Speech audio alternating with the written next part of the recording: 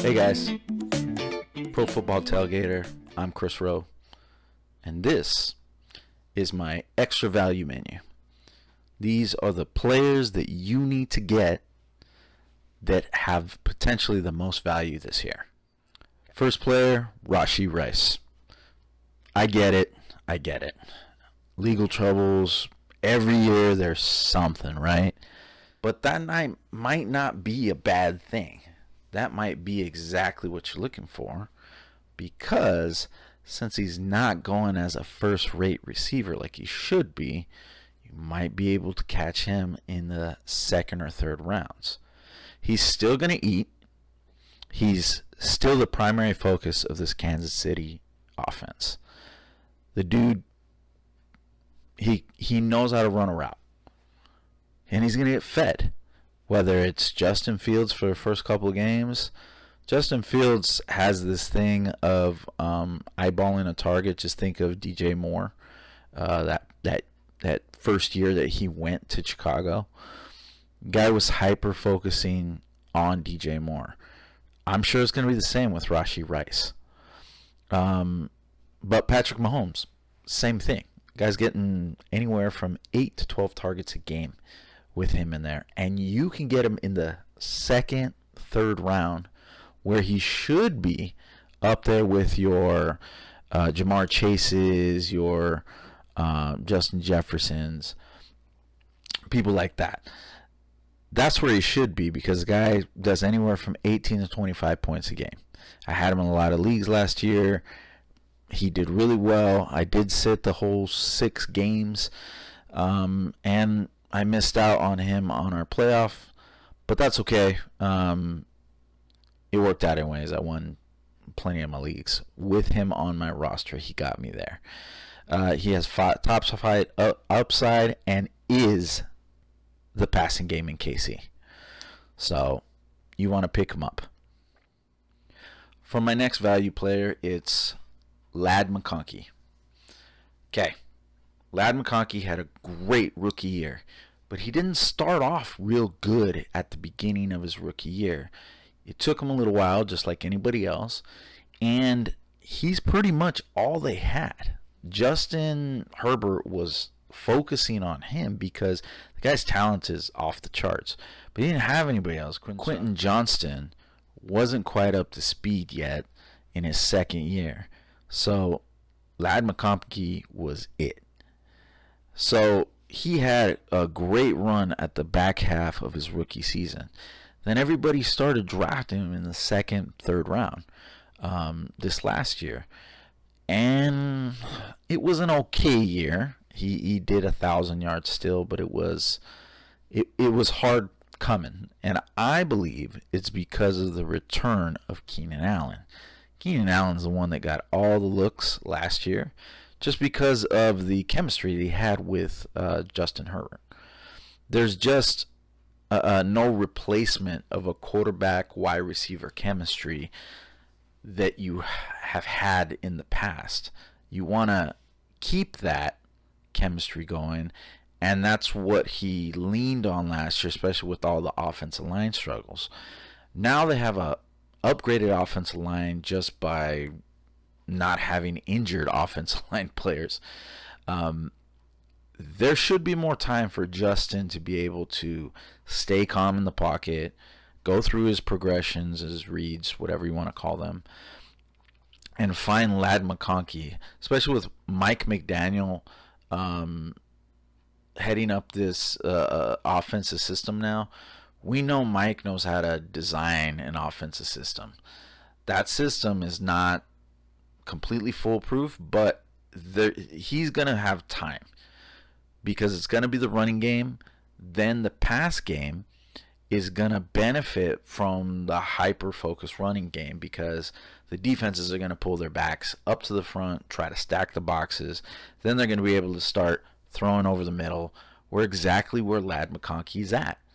I wouldn't be surprised if Ladd doesn't put up like 1,200 yards and actually add more touchdowns than he had before. If he does 6 to 9 touchdowns, that would be pretty on par with what I would expect this year. So you can pick him up in rounds 4 to 6, and he has a return of round 2 to 3 draft capital. He should be up there with some of the better wide receivers, and he's definitely going to be a value that you want to pick up before your league mates do.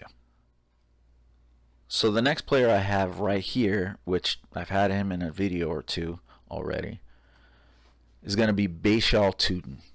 Now, I understand he's doesn't have a lot of run time last year, but Liam Cohen felt as if this guy has all the elements to be a 3-down back.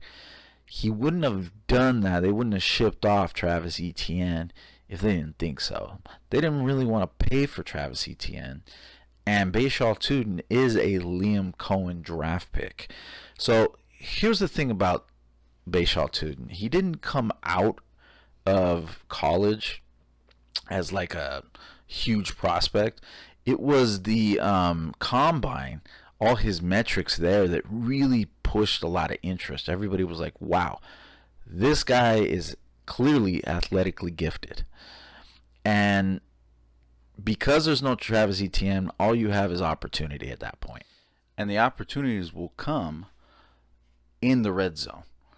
He had some of the most opportunities in the red zone of any running back in the league on a per game basis. So expect him to not only now start to run between the 20s, he's also going to have a high rate of red zone looks. Now I understand that Chris Rodriguez has come over there to the Jaguars. He's basically going to be a supplementary back. Even if it's a 60-40 split, Tuten's going to eat. Chris Rodriguez is a great back, solid. I don't see him as talented as Bayshul Tuten is. And really, talent and opportunities really what your mixture is. And he's going to create consistent opportunities, especially since he can pass catch as well. Bayshul Tuten is freakishly talented, and you can pick him up in round 5 to 7, and he's going to give you a round 3 to 4 return. I think personally he's going to get like 20 touches a game between his pass catching and his carries. So I will be drafting him in almost all my leagues. I'm bought in fully on Bayshul Tuten. I'm pretty sure he's going to have a Bucky Irving-like season, and I really think you guys should too. For my next player, we're going to talk about Tyler Warren. The guy is extremely versatile tight end. In college, not only was he pass catching, they were also using him as a rusher. The guy knows how to block. He knows how to catch passes. He can rush. He's really versatile. And the thing is I think when Daniel Jones went down last year, that's when his upside just kind of tanked. And pretty much the whole team's offense tanked. But now that Daniel Jones is back, now that Shane Steichen has his playmakers in place, also Michael Pittman, he's gone. There's going to be vacated targets, and they got to go somewhere. I think with Daniel Jones getting injured, and he's going to lack his power, we're talking about short, intermediate throws. So between Tyler Warren and actually Josh Downs, both of those guys are going to have an uptick on their actual passes that they catch. I would say their volume is going to go up exponentially. And we're looking at Tyler Warren being the number 2 option in this offense. Usually number 2 options in their offense can have a great season, especially if you're a tight end. I can see him top 4, top 5 tight end on the year. So And the thing is that with Alec Pierce being injured, that is also going to add more value to Tyler Warren. My Alec Pierce might not show up until mid-season. If he shows up mid-season and in like truly great form, that's great. But they're gonna ramp him up. They got to pass it somewhere. It's Josh Downs, it's Tyler Warren, it's Jonathan Taylor with the short throws, the option. Well, they don't really do options, but they're gonna get him the ball because they need to. And I just see Tyler Warren just touching the ball, catching passes, maybe like 7 to 9 targets a game. I know that sounds like a lot, but not for somebody as talented as Tyler Warren. So you can pick him up in rounds 4 to 6, and his return on investment is kind of like a 3, maybe a 4. So it's not a huge value, but it's value nonetheless. I mean, because you're talking about either drafting a Colston Loveland or picking up, an essential running back in round, 3 or 4, or you can choose to get the same amount of production in round 4 to 6, maybe 5, maybe 6, and still get a lot of production out of Tyler Warren. So I will be drafting Tyler Warren in those rounds if he's there, and I am going to smile when he starts making 15 points a game. For my next, speaking of tight ends, for my next player, it'll be Harold Fannin. Now, Harold Fannin was a very talented tight end coming out of college. He was an All-American, and the guy is just he's almost like a pass catcher first than any kind of blocking tight end. So when he's on the field, they're looking for him to catch passes. There's quarterback uncertainty, whether it's Watson, Sanders. Monken likes to use tight ends. You got to think of Mark Andrews in Baltimore. Mark Andrews got hyper targeted in his route tree, the short intermediate throws. We all know that Mark Andrews had a couple of years where he was top 3 tight end. I don't see a world where Harold Fannin's not used that way, especially when you have a receiving core that is young and unproven. You don't have like a whole lot of options. Jerry Jeudy's not really, he's not your go-to guy like they kind of traded for.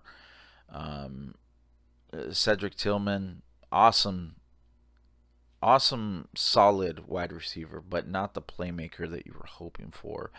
And I'm going to get to somebody else on this pass catching offense that I think is going to also have a great year, but it's Harold Fannin, and it's whoever this other person's going to be. And we'll talk about him a little bit later. That makes you top 2 targets. When you're, like I said with Warren, when you're a top 2 target in your offense, you can have an elite fantasy production from the tight end, from the tight end position. And I think that Fannin's going to be that consistent pass catcher in that offense, whether it's Watson or Sanders, it doesn't really matter. Which they kind of both profile the same. Whether Watson is old Watson or Sanders is old Watson. Either way, they're going to need help. So Harold Fannin's going to have elite production this year. I'm pretty sold on that. You can get him in round 7 or 8, and his return on investment is top 6 tight end. And that to me is plenty good if you don't want to go for the super high tight ends in round 2 and 3. Round 7 or 8, this is a perfect place you can target them and still pick up the running backs and wide receivers that you're going to get in the top half of the draft. For my next player, this might be controversial, but I don't think so. He's been in the league for a little while. It's going to be Justin Herbert. Last year, he really showed his moxie, if I can say that, and go back to the 1920s. He's talented. He's talented in all facets. He showed that he had a run game last year. He really has top 5 QB upside, I think, especially with a offensive line that works and a running back that's healthy. When you have those elements and you kind of are consistently producing, I think that he can really show what he's made of this year. He's been in the league long enough to make that step. And I think that being in this new system with Mike McDaniels, I think is going to maximize him. I mean, Mike McDaniels made Tua look great, and now he gets a very talented QB in Justin Herbert. His ability to take over games, and like I said, he's shown a rushing upside last year. I think that he has the ability to give you top 5 QB return on investment this year. Um, so you can actually pick him up almost in round 7 or 8. And if he's giving you top 5 QB, I mean, that's, you know, I think Jaden Daniels is going like 5th overall. And you're talking about a guy who's you're drafting like 9th QB overall, maybe 10th, and he might give you top 5 QB. That to me is a value because you can still pick up all your studs in the early part of the draft and pick up Justin Herbert because you're waiting. You're waiting on QB. My next player that I'm going to talk about is Marvin Harrison. Now, I'm not the hugest Marvin Harrison fan. He's very talented. Of course, he comes from a pedigree of Marvin Harrison Sr. We all know what his career was like with Peyton Manning.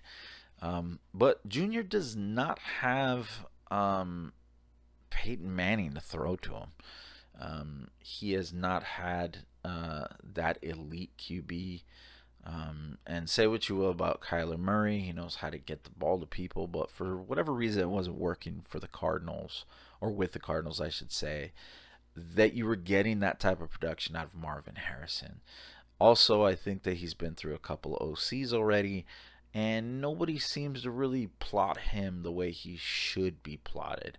You got a lot of experimentation. When you're spending the first couple of years in the league trying to highly produce and everything's kind of experimental all the time, you want a system that works. You want a person, an OC, or even a head coach that knows how to create a system that works. With LaFleur coming out of the Shanahan coaching tree, um, they just they just had a great Super Bowl, or a great run last year. You saw the system that Puka and Devontae Adams, and if you don't know what I'm talking about, the OC for the Rams last year was Matt LaFleur. I'm sorry, Mike LaFleur. Mike LaFleur is going to be the head coach. That offense was a great offense. They knew how to use Puka as your Y, Devontae is your X. Now, there's already been coach speak where they've talked about using Marvin Harrison as the X receiver. Devontae Adams, older receiver, used as an X. If you think that Marvin Harrison has any kind of talent that he can be an X receiver that is comparable to Devontae, I mean, Devontae Adams is already a legend at this point, but Marvin Harrison, I think, has the abilities to be able to be that X receiver for the Cardinals. I think there's going to be more opportunities. Jacoby Brissett is going to be his quarterback probably for at least half of the year, depending on what their win total is going to be.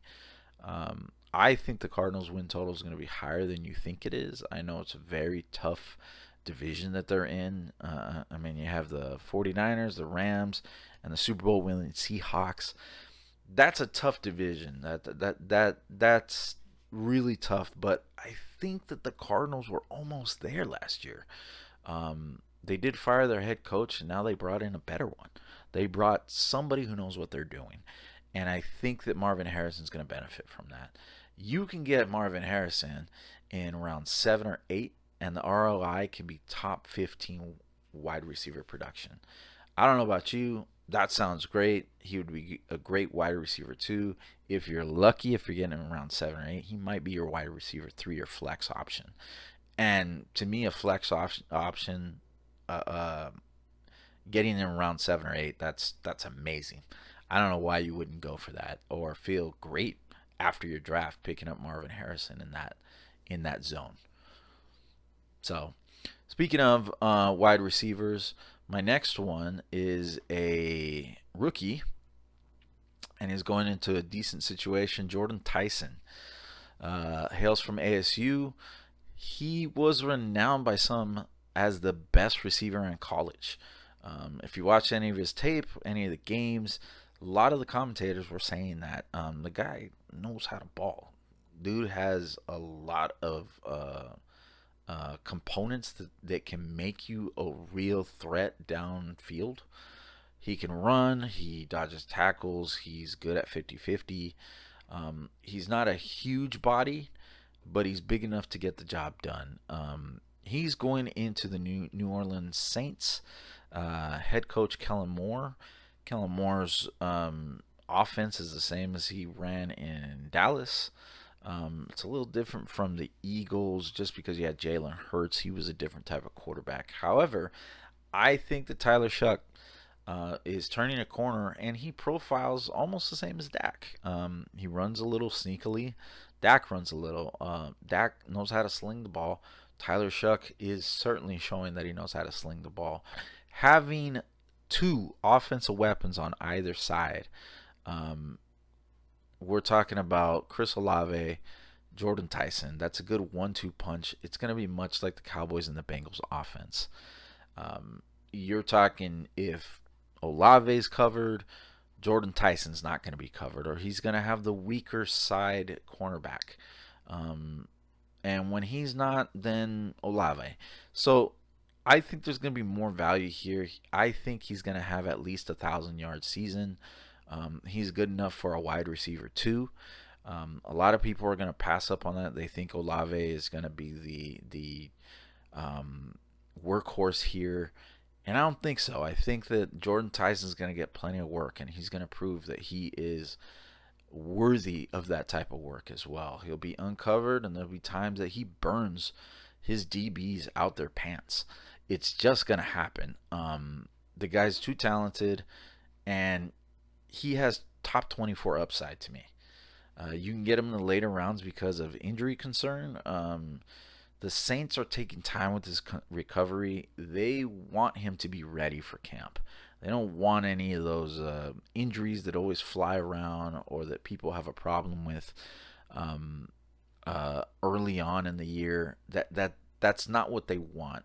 They want to make sure that this guy is ready because their plan is really contingent on keeping him healthy and being across the way from Chris Olave. You can draft him in rounds 8 or 9, and he's going to have a top 25 production. Next one is KC Concepcion. He's going into a terrible Browns team, but there's upside. They have picked up Todd Monken. Now, as I was talking about when I mentioned Harold Fannin, this is the other weapon I think that is going to have a surprise for a lot of people. If you watch his tape, the guy's pure talent. Guy makes plays. He is undeniable. For some reason, the ball reaches his hands no matter where the ball is thrown. It could be sloppily, it could be over the shoulder, it could be under, it could be defended. He makes plays. A lot like I was talking about Jordan Tyson, this guy makes more plays. Now, both of these prospects, including Jordan Tyson, they're not talking generational talent, which is fine. They don't want to say that, but sometimes generational talent doesn't show their face until year 1, 2, or 3 in the NFL. I think that that this guy has plenty to show, especially going into the Browns. A lot of times going into the Browns, everybody's looks at the Browns and thinks, oh, it's a career killer. I don't think so this time. We got Todd Monken coming from Baltimore Ravens. Todd Monken can make an offensive scheme. He turned somebody like Zay Flowers, in which I think this guy either profiles or is a little bit better than Zay Flowers. Um, he turned him into 1,000 yard receiver every year. He has some consistency issues. However, Concepcion's talent is just off the charts. I just think that his ball tracking ability is exceptional. I think that whoever's slinging it to him, whether it's Sanders, whether it's Watson, he knows he is going to uh, um, prove that he is that talent by getting 1,000 yards this year. Great yak, by the way, through the roof. You can get him in round 9 or 10, and he's going to have top 25 production, just like Jordan Tyson. So I would pick this guy up as many leagues as possible, and he's basically going to be a bench wide receiver, and you're going to wait and see. Keep him on your bench. Leave him there for a while. It's going to take a while. It's going to take at least 5 games to really show. Or if he pops off, you immediately already have him. You're not going to the waiver wire and rushing to get him. Leave him there. You have him stashed. And he's going to pan out, especially towards the end of the year. For my next player, Isiah Pacheco. Now, there's going to be a lot of people who don't think that he's going to be as good as you think he's going to be. I think he's going to spell Gibbs more than you think or want him to.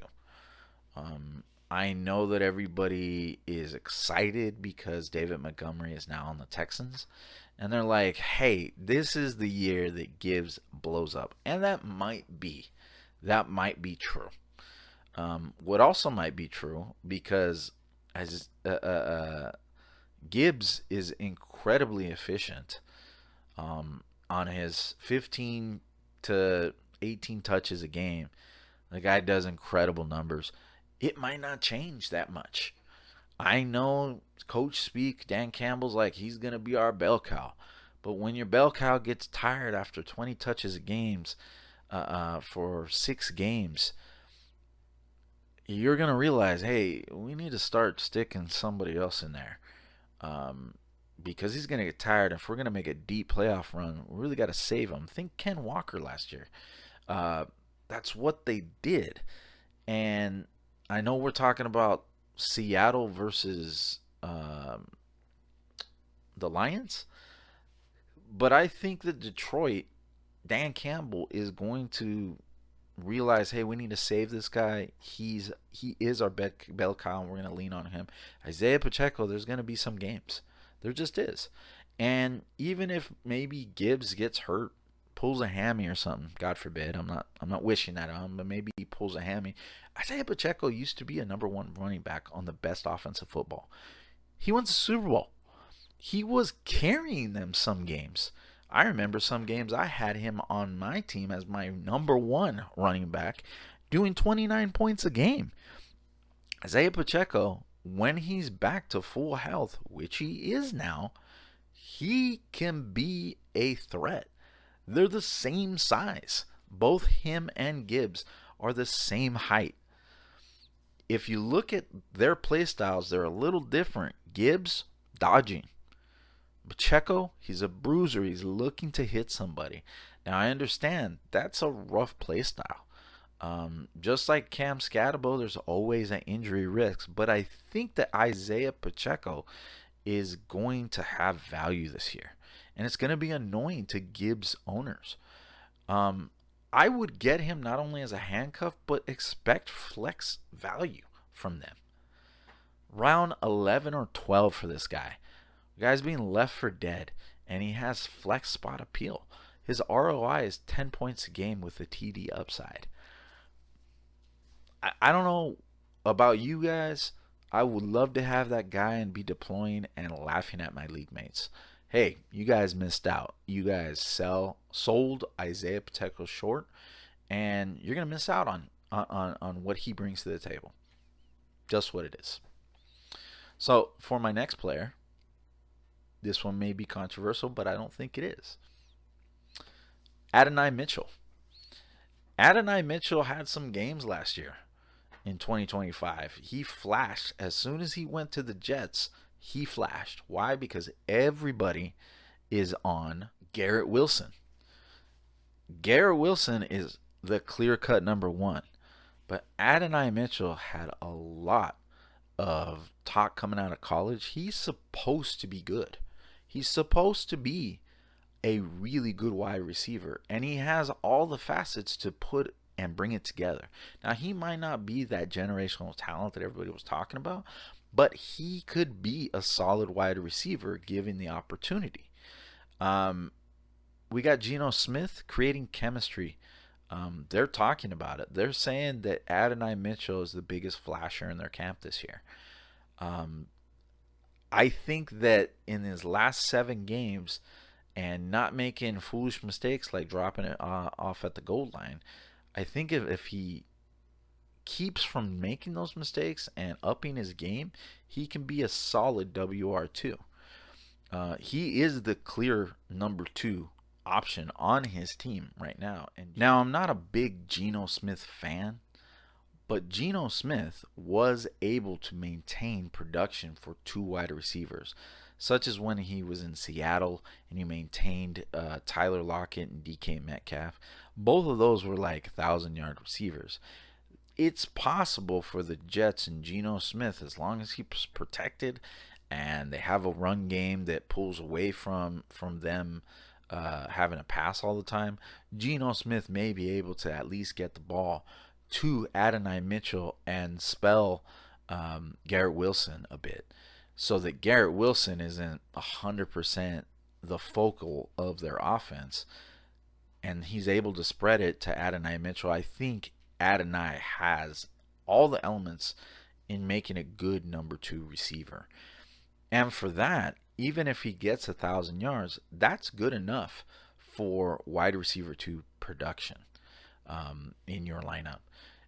He is going 10th, 11th, 12th rounds, and your ROI is top 30 upside. Why would you not try to pick him up? He's basically free. Nobody really thinks that much of him. Take a dart throw. That's what your bench is for, is high upside dart throws. Now, for my last player, this one's kind of a popular name this year, but that's okay. Jonathan Brooks. Jonathan Brooks is going to get 10 to 15 touches and possibly 15 to 17 based off of his performance. The Carolina Panthers drafted him high capital, expecting that he was going to produce. Unfortunately, after 2 ACL tears, he hasn't shown that yet. So this is essentially his rookie year. He's had maybe like 6-7 carries in the NFL. I don't know. And everybody's talking about him across the platform because the talent is there. The guy was a beast in college. 1,400 yard season. And he can pass catch. They drafted him thinking that he was like another Christian McCaffrey for him. And I don't see why he can't be if he's returning to form. He had a whole year of rest after his other ACL tear, and he looks like he's going to coach speak right now is that he's flying all over the field, around the practice field. They're expecting him to be something. Yes, I know Chuba Hubbard's there, but they're not completely married to Chuba Hubbard. They gave him an okay deal a couple years ago. But football is a short-term game. They're trying to capture you at your full potential and use that within the prime years. Jonathan Brooks is in his prime years. This is going to be his prime year. If he's going to blow up, it's going to be this year. He's going to have to outperform Chuba Hubbard, which reports say he already is, and they expect him to be the lead back. This is a popular pick. He's moving up draft boards. We're talking about 1,100 yards, 10 total TDs, 6 yards per carry and 200 receiving yards. That's what kind of production he could have. And for getting him in the 8th or 10th round, somewhere in that range, the ROI is he's top 20 RB. If you already pick up 2 good RBs in your draft, and those are your lead RBs, and you pick Jonathan Brooks up, you may be able to trade either Jonathan Brooks once he shows he's got it, or use Jonathan Brooks as your number 2 RB and trade your current number 2 and pick up somebody else of value, something that you need on your team later on. It's always good to pick up high upside players because you never know when you need to pick up another player via trade that you might need on your roster. So me personally, I'm picking up Jonathan Brooks just for his upside. It's not going to harm you. It's not going to harm your team. And if you hold on to him, that bench spot, well, it's not as valuable as your actual roster. So he's a lottery ticket for sure, but he is a lottery ticket that looks like your chances are a little higher of success. So I'm definitely picking up Jonathan Brooks in a lot of my leagues this year, and I think you should too. So, well, guys, that is my list, the extra value menu. If you guys are into food and football, this is the channel. I'm going to have a lot of food-related puns with my lists. That's just because later on I'll be cooking. There'll be some food that I'll be preparing while we talk about football and things that maybe you might be interested in doing on your weekends. Sunday is an event around my house, and I make sure it's an event by making some good food. So if you want to talk food, football, fantasy football, this is the channel. Like, subscribe, smash, do all that stuff. You know what to do. And hopefully we'll see you in the next video. Thanks for tuning in to Pro Football Tailgater. We'll see you guys in the next one.